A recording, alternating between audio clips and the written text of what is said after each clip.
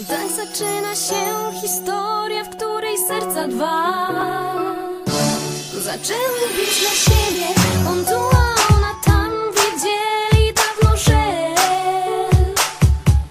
nie mogą żyć bez siebie. Z każdym kolejnym dniem on mówił: kocham cię.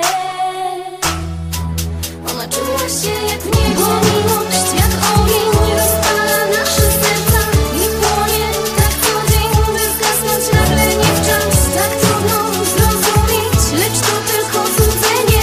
Na ścianie te zdjęcia to tylko złe wspomnienie, bo miłość jak ogień rozpala nasze serca i płonie tak co dzień, by zgasnąć nagle nie w czas. Tak trudno zrozumieć, lecz to tylko złudzenie. Na ścianie te zdjęcia to tylko złe wspomnienie. Zbyt pięknie i jak w bajce układało się. Żyła tylko dla niego i nigdy nie myślała nawet o tym, że spotkają coś okrutnego. W jej sercu już nie było miejsca nawet na najmniejszy żar nadziei. Spojrzeli sobie w oczy i ostatni raz żegnaj sobie powiedzieli, bo miłość jak ogień rozpala nasze serca i płonie tak co dzień, by zgasnąć nagle nie w czas. Tak trudno zrozumieć, lecz to tylko złudzenie.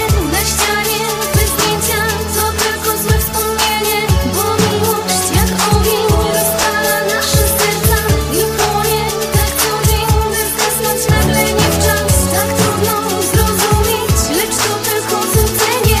Na ścianie te zdjęcia to tylko złe wspomnienie.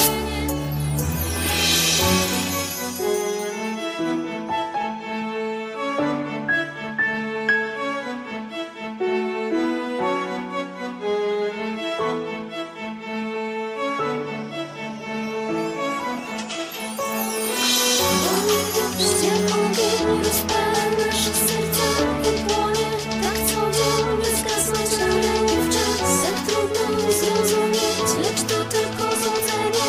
Na ścianie te zdjęcia to tylko złe wspomnienie.